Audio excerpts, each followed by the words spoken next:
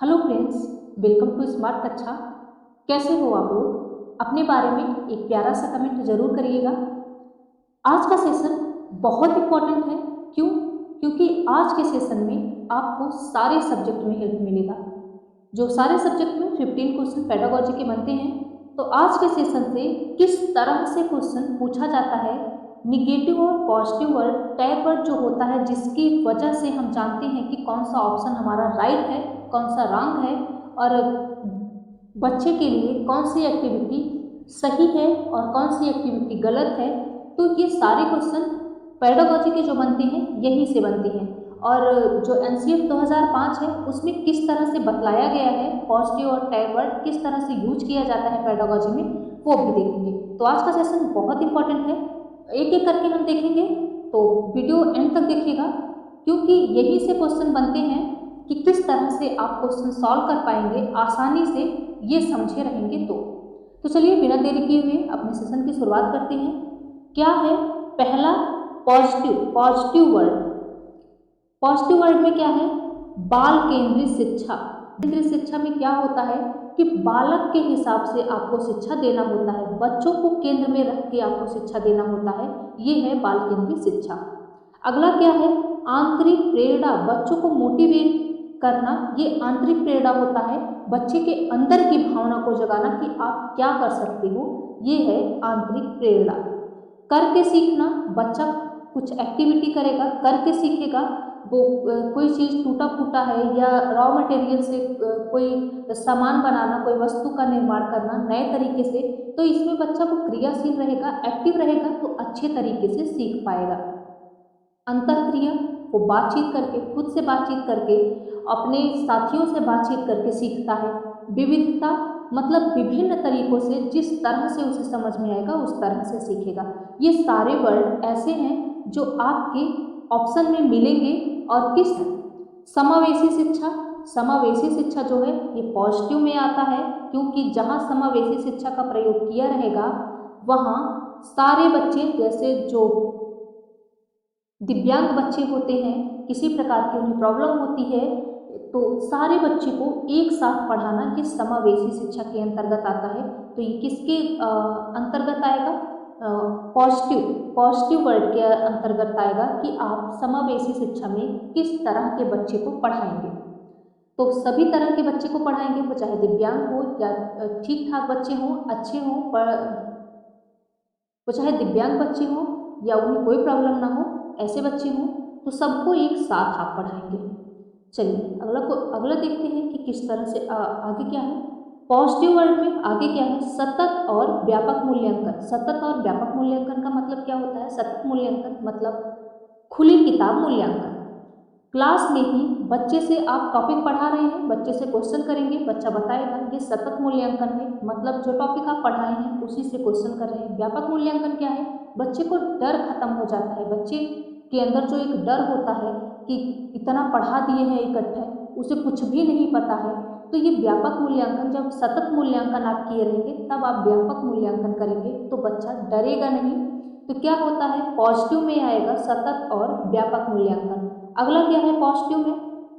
अधिगम के लिए आकलन, मतलब बच्चा कितना सीखा है इसके लिए आप बच्चे का आकलन करेंगे, ये होता है अधिगम के लिए आकलन। मतलब कुछ जानकारी के लिए आप बच्चे से क्वेश्चन करेंगे कि बच्चा कितना सीखा है। पूर्व ज्ञान क्या है? जैसे कोई फिफ्थ का बच्चा है और टॉपिक क्या है? वर्षा। वर्षा टॉपिक फोर्थ में भी है और फिफ्थ में भी है, मतलब वर्षा के बारे में बच्चा क्या जानता है, ये है पूर्व ज्ञान। मतलब वो फोर्थ में क्या पढ़ा है और फिफ्थ में क्या है, तो वो उसे पूर्व ज्ञान क्या है, उसे बादल के बारे में, वर्षा के बारे में कुछ जानकारी है कि नहीं, ये पूर्व ज्ञान होता है। त्रुटियां क्या है? बच्चा जाहिर सी बात है कुछ सीखेगा तो त्रुटियां करेगा, बिना त्रुटियां किए कोई भी नहीं सीख सकता, ना हम, ना आप, ना बच्चा जिसे हम आप पढ़ाने जाएंगे। तो क्या होगा कि बिना त्रुटि किए कोई बच्चा नहीं सीखेगा। तो यदि त्रुटियां आए तो ये भी पॉजिटिव लेना है, ऐसा नहीं कि बच्चा बार बार त्रुटियां कर रहा है तो वो निगेटिव वे में चला गया कि वो नहीं सीख पाएगा, उसे आप निगेटिव रॉन्ग में करते हैं। तो क्या होगा? त्रुटियां जो है ये पॉजिटिव है, श्योर सी बात है, बच्चा सीखेगा तभी तो वो त्रुटि करेगा और त्रुटि करेगा तभी तो वो सीखेगा। भरम, भरम क्या होता है? ये भी पॉजिटिव में आता है। जैसे भ्रमित होता है बच्चा कि हमें जोड़ना है कि घटाना है, गुणा करना है कि भाग करना है, ऐसे जो जहाँ संक्रिया करना होता है वो समझ नहीं पाता, ये भी पॉजिटिव वे में आएगा। इसे आपको समझाना होता है बच्चे में, क्योंकि जब वो भ्रमित होगा तभी तो आप उसे बताएंगे, तभी तो आप वो बच्चा समझेगा कि नहीं किस तरह से संक्रिया करनी है। तो आगे क्या है, असफलता। असफलता क्या होता है, मतलब बच्चा कभी, एनसीएफ 2005 में साफ साफ लिखा गया है, बच्चा कभी असफल नहीं होता। असफल कौन होता है, संस्था असफल होता है, टीचर असफल होता है, बच्चा कभी असफल होता ही नहीं। ये भी पॉजिटिव वे में आएगा। चलिए आगे देखते हैं।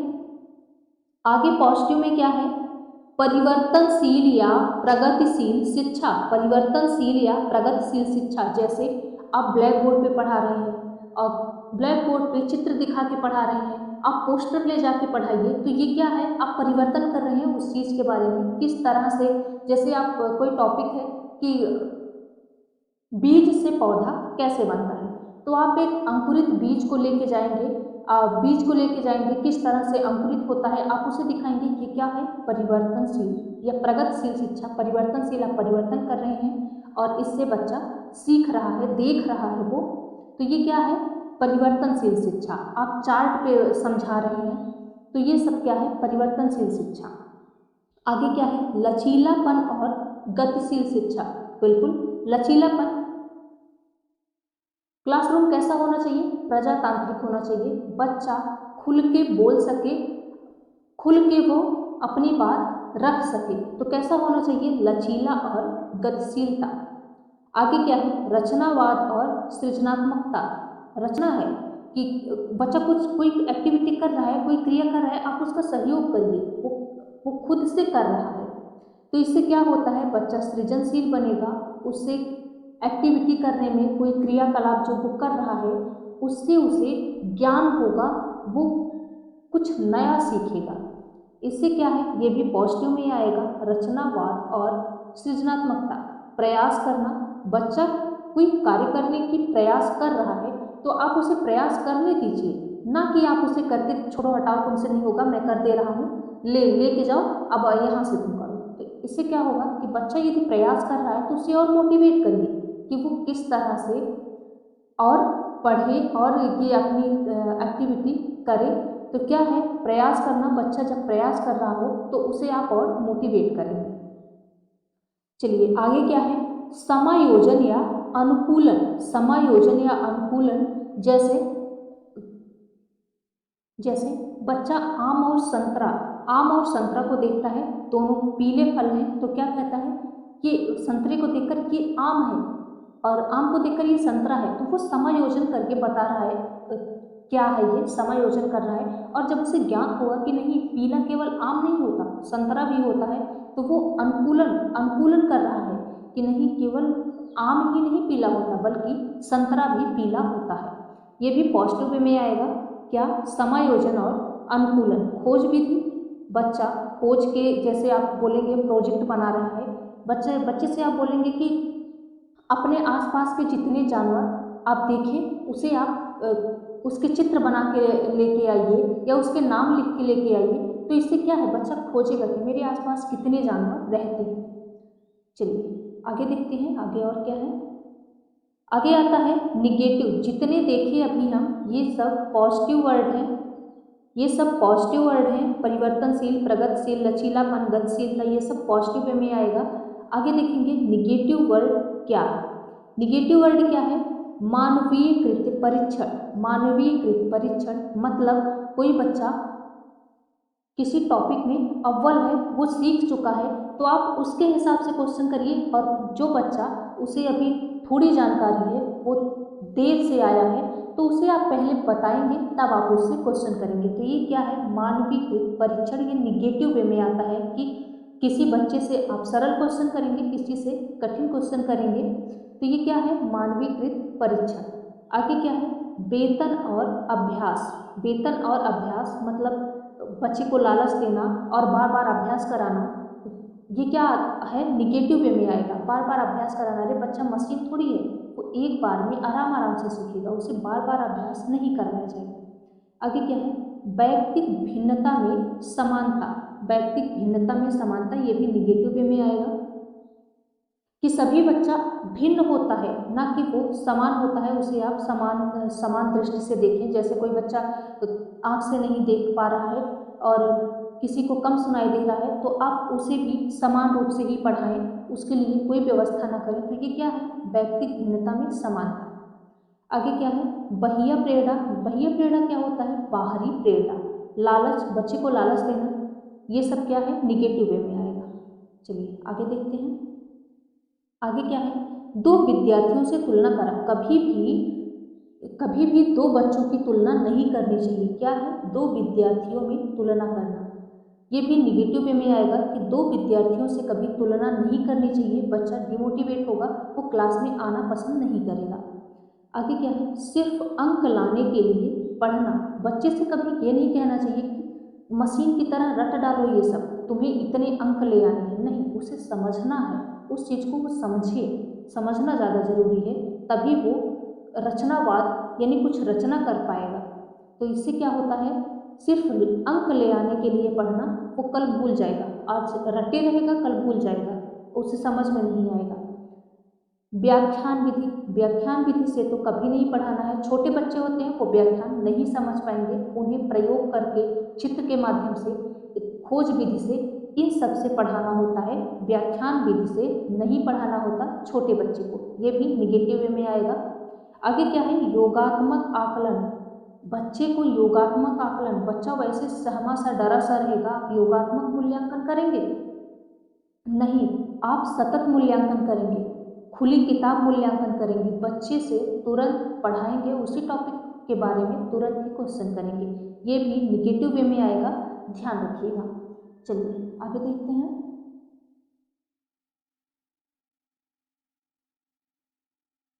योगात्मक आकलन। योगात्मक आकलन हो गया। आगे क्या है? शिक्षक केंद्रित शिक्षा। बिल्कुल नहीं, बाल केंद्रित शिक्षा होना चाहिए। जहां आपको दिखे शिक्षक केंद्रित शिक्षा, मतलब शिक्षक जो पढ़ाएगा बच्चा वही पढ़ेगा, शिक्षक के केंद्र में बच्चा पढ़ेगा, तो ये निगेटिव वे में आएगा। बिल्कुल नहीं, शिक्षक को बच्चे के हिसाब से पढ़ाना है, मतलब बाल केंद्रित शिक्षा होना चाहिए। आगे क्या है? रटंत्र प्रणाली। अरे एनसीएफ 2005 किस लिए आया? यही सब खत्म करने के लिए आया। रटंत्र प्रणाली बिल्कुल नहीं चलेगा। बच्चे को सीखना है, वो सीखेगा क्या? वो रटेगा नहीं, उस चीज को समझेगा। इससे क्या है? रटंत्र प्रणाली को खत्म किया गया है। जहाँ बच्चे को रटने की बात आए, जहाँ बच्चे को अभ्यास की बात आए, ये सब निगेटिव वे में आएगा, वो क्वेश्चन रॉन्ग होगा, मतलब वो ऑप्शन आपका रॉन्ग होगा। आगे क्या है? फूट डालो और राज करो। ये बच्चा पढ़ने में इतना अच्छा है, तुम नहीं हो, तो इससे क्या होगा? दोनों के बीच में कंपेयर किया जाएगा, तो बच्चा डिमोटिवेट होगा, कहीं ना कहीं से उसे ऐसा लगेगा कि वो पीछे जाएगा ज़्यादातर। तो इससे क्या होगा? फूट डालो राज करो, ये भी निगेटिव में आएगा, ध्यान रखिएगा। चलिए आगे देखते हैं। आगे क्या है? एनसीएफ 2005 के मार्गदर्शी सिद्धांत। एनसीएफ 2005 के मार्गदर्शी सिद्धांत, ये आपके लिए बहुत इंपॉर्टेंट है। यहाँ से सारे जितने हैं, सारे एक एक पॉइंट, यहाँ से जितने हैं सारे एक एक पॉइंट नोट करिएगा। यहीं से आपको सारे सब्जेक्ट में जो 15 क्वेश्चन पेडागोजी के पूछे जाते हैं, यहीं से क्वेश्चन बनता ही है, मोस्टली यहीं से क्वेश्चन बनता है। तो चलिए एक एक करके देख लेते हैं। एनसीएफ 2005 के मार्गदर्शी सिद्धांत कौन कौन से हैं। पहला है ज्ञान को स्कूली शिक्षा के बाहर के जीवन से जोड़ना। ज्ञान को स्कूली शिक्षा के बाहर के जीवन से जोड़ना, उन्हें बाहर ले जाना, दिखाना। ये क्या है? सिर्फ स्कूल में ही नहीं, उन्हें टहलाना, कि दूर दूर तक दिखाना, चिड़ियाघर लेके जाना, नदियों को दिखाना, पार्क में दिखाना, पेड़ पौधों को, इन सब से उन्हें रूबरू कराना, कि मतलब स्कूल से बाहर का जीवन कैसे होता है, इससे उन्हें ज्ञात करवाना। आगे क्या है? पढ़ाई को रटंत्र प्रणाली से मुक्त कर, कि पढ़ाई को रटंत्र प्रणाली से मुक्त करना। आगे क्या है? पढ़ाई को सिर्फ पाठ्य पुस्तक तक, पढ़ाई को पाठ्य पुस्तक तक सीमित न रहने दें। पढ़ाई को पाठ्य पुस्तक तक सीमित न रहने दें। आगे क्या है, परीक्षा प्रणाली लचीलापन बनाना तथा कक्षा को गतिविधि से जोड़ना। आगे क्या है, शिक्षा द्वारा प्रजातांत्रिक एवं राष्ट्रीय चिंताओं को समाहित करना। अगला है एनसीएफ 2005 रचनावाद पर जोर देता है। अभी देखिए रचनावाद पर जोर देता है, बच्चा एक्टिविटी करे, क्रियाशील रहे।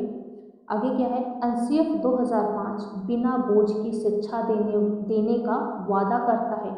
अगला क्या है, एनसीएफ 2005 मोटी मोटी पुस्तकों को शिक्षा को असफलता मानता है। आगे है, डंडे के डर से व्यवस्था स्थापित हो सकती है पर अनुशासन नहीं बना सकता।